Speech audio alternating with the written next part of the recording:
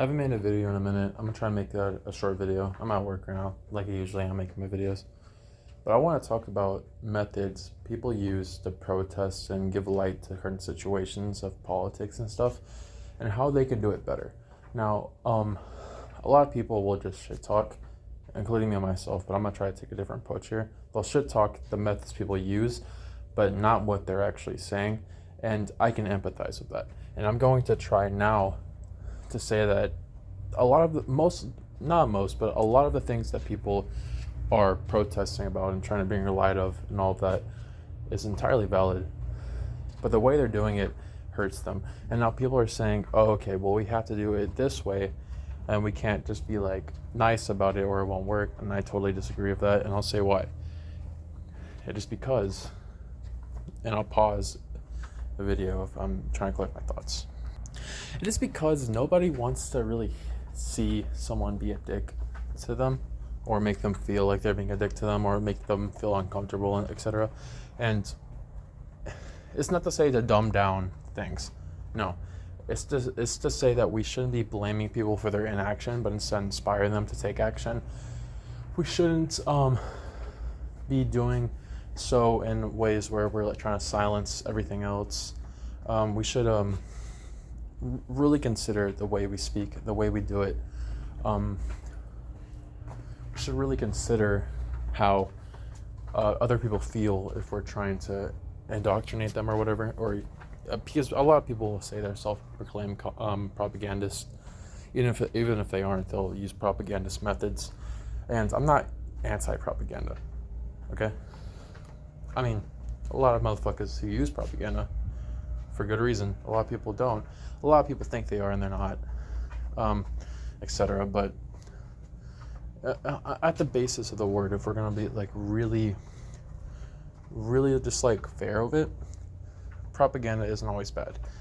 That being said, how are you gonna be good at making that propaganda to bring light to a situation that you care about, to bring people along, have people consider ideas to make the world a better place, etc.? How are you gonna do that if you're kind of just being a dick? If you're not likable, if you're like overstepping, how are you gonna do that? And honest truth, I think that you just have to be a lot more likable as a person. Really just think about the most popular people who were defiant. They encouraged their group of people to be more defiant, but they weren't really reaching the people who weren't already on board to be defiant. Now, you can strengthen people's views who already have them, but you're going to make people have strengthened views against you if you're more defiant. And people entirely undervalue how worth it is to consider those people who are defiant against you and their emotions and everything. If you want to reach them, you have to be empathetic. You can't be mean to them. You have to choose your words wisely. It is like you're not going to convince someone who has racist tendencies to improve themselves by calling them racist. You have to show them all the things they may be doing. You might not even mention the word racism, and then you can like reach them in that way so that they begin to change how they behave, and then they can bring word about it to others because they already have that empathetic standing. So it automatically makes the world a better place when you do that, and we have more perspectives in that way. I'm not saying to change who you are. If you're a defiant person and you're trying to strengthen your in-group, we need those people too. But that is to say that we shouldn't be saying that people that are on the other side, that are trying to strengthen their group from people who are disagreeing of them, are not only entirely useful but needed like desperately, because most people want to be defiant. Most people don't want to get into the nasty stuff on the other side, empathize, and then try to reach those people kindly through understanding. And that is something we're missing. We're missing that. We need to come together and look at it how it is. A lot of people are a detriment to a lot of other people. They don't realize it, and no one likes to get blamed for those things. And then we can consider this. Even if you do convince them through guilting them, people do not respond the best way to guilt. They'll have a lot of mishaps subconsciously if they're feeling guilty, to the point where even if they do get to your side through the guilt method, they're going to subconsciously be trying to save their own face. They're going to try to save their own perception of themselves, and unconsciously they're still going to do bad things. It's not perfect. However, if you can reach them kindly and make them not feel like everyone hates them and stuff, make them feel like there's someone that empathizes with them, that sees their potential. If you can understand that everyone has this infinite potential and they can become anything, that you could have been racist under different circumstances if you weren't born as yourself, but you were born as someone who had the upbringings which made them racist instead. If you can understand that, you can be empathetic, and you can change people through this method without being mean, without viewing these people badly. You can have the proper approach to help change these people. And you'll do this genuinely too. You won't be doing it just for like the propaganda reasons. Like me personally, I genuinely believe what I say. I am not unsupporting of propaganda, if that's a way you can say it. But I don't believe I partake in it. I 100% am genuine. Now, if the means come, if it's a useful mean for me to do so, and I see that, I might do it. But some people are too focused on that because they're too self-absorbed. They don't have that empathy that is needed. And I believe that people will claim to have empathy, but they'll only have empathy for those it's easier to have empathy for. True empathy, to me, is having empathy for people who do harm to others because they grew up and were made to believe and act in certain ways. That's all they know. So we need more people in those kind of front lines to help change those people. And we can't use methods like guilt and all that. We have to make them feel less alone. When people feel alone, they do a lot of things. A lot of people do horrible things and go into horrible groups and believe horrible things, do horrible things to people, not because there isn't a movement against them, but because that movement against them is being so mean to them that they feel so alone that they go somewhere out of desperation with that loneliness to another group of people who are just as resentful towards the group that's making them feel alone, and they have solace in that group, and they grow in hatred together. That is the way they stop being lonely. Loneliness is what causes all of this. So basically what I'm saying is, don't make your enemies, quote unquote, I don't even believe people have enemies, but for lack of better words at the moment, don't make your enemies feel like they're alone. Empathize. Try to understand. And if you're not that kind of person, don't disparage the people that are trying to do so. Those people are helping you more than you know.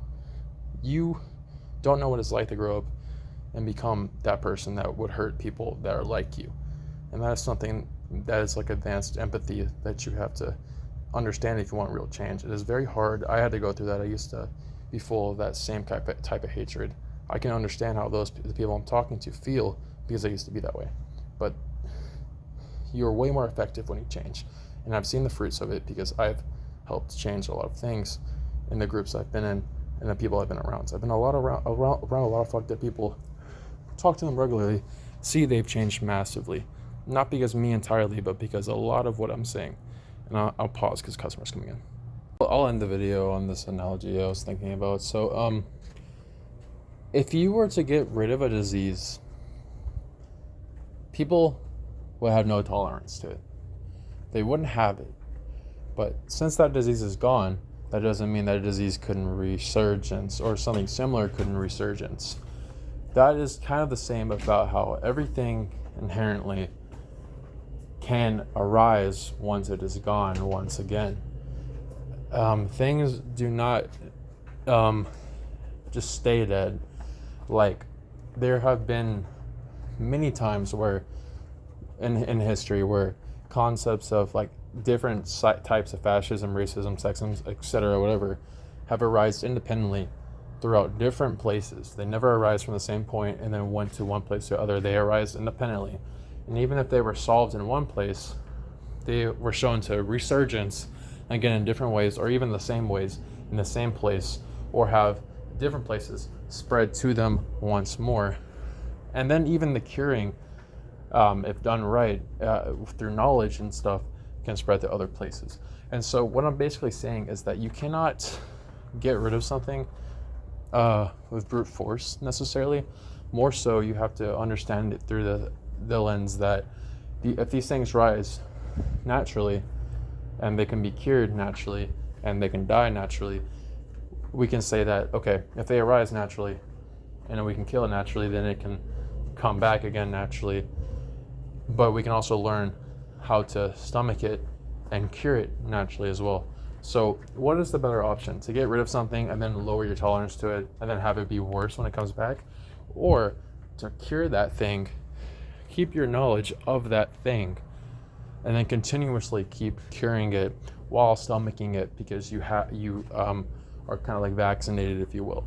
And the answer is kind of obvious. It really is, but this might miss some people. I only say that because my experience with talking to others, not because I'm trying to be smug or anything. Like, it might miss some people, but for the people that understand through either side, I want y'all to really think about it, really talk about it in the community and everything, because we're not going to have a perfect world through eradication of all that's bad, because we can have a resurgence that is worse this time around due to intolerance and lack of wisdom.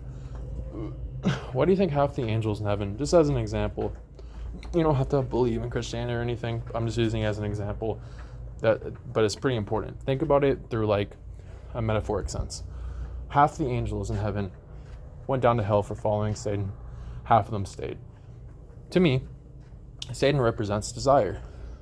Half of the angels were born pure, like everything is pure when it starts, can be corrupted.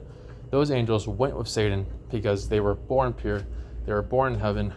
They knew nothing else. They went with Satan naturally so that they can become like the angels however long in the future who stayed in heaven. And those angels were the wise angels who probably have already been through that desire and got stronger, pretty much vaccinated by life, and stayed in heaven because they're like, nope, I've seen this before. I'm not doing it. I don't fuck with that. And I've pretty much learned everything I need to. That is the eternal healing. That is the resonance of people who are eternally healed. We have places like that on earth and etc. like that. But because it's a direct metaphor, everything kind of does that. But we cannot hog these spaces. We cannot hog our wisdom. If we do, we are purifying ourselves we're infantilizing ourselves in a way where we're becoming more prone to the very thing that we dislike because we dislike it to begin with. We are not attempting to empathize or understand. We are not being humble. We're falling into the same patterns by hating those patterns. So the answer wouldn't be hatred or disposition. It would be actually going into those things with your thick skin, continuously helping others in that thing. It would be literally like that. Because these things don't die.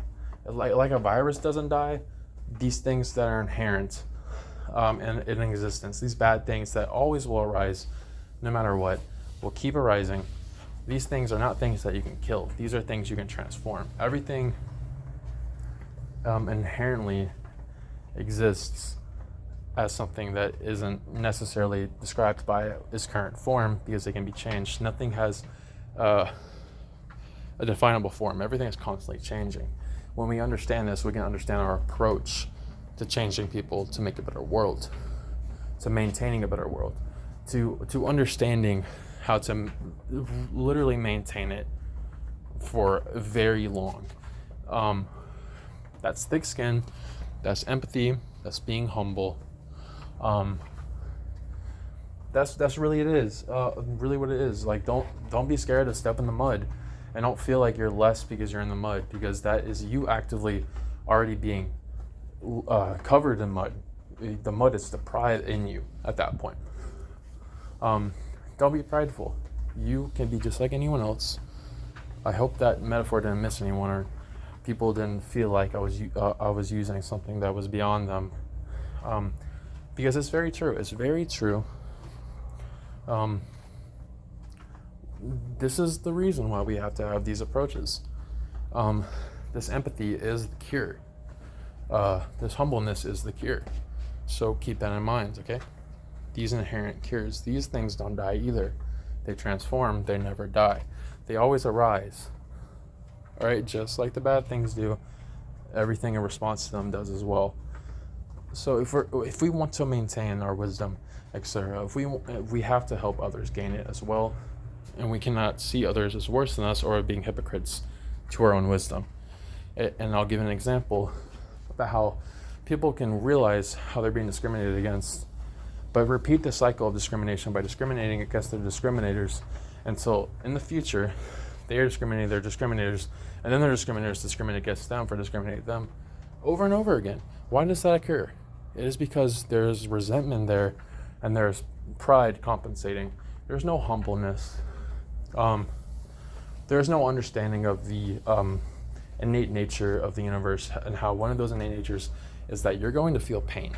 And the other innate nature is that there is hope, and this innate hope is through empathy and humbleness, etc. See, I hope you're starting to understand. So that's really what I gotta say. I mean, I feel like this is one of the shorter videos I made. I want to start editing more to catch the zoomer eye and stuff, but if you've watched this video, thanks. And future we'll have better content. I release podcasts with my friends later or something, I don't know. They've been wanting to do some. I've been wanting to too, just time has been weird. So yeah, take it easy, y'all. Peace.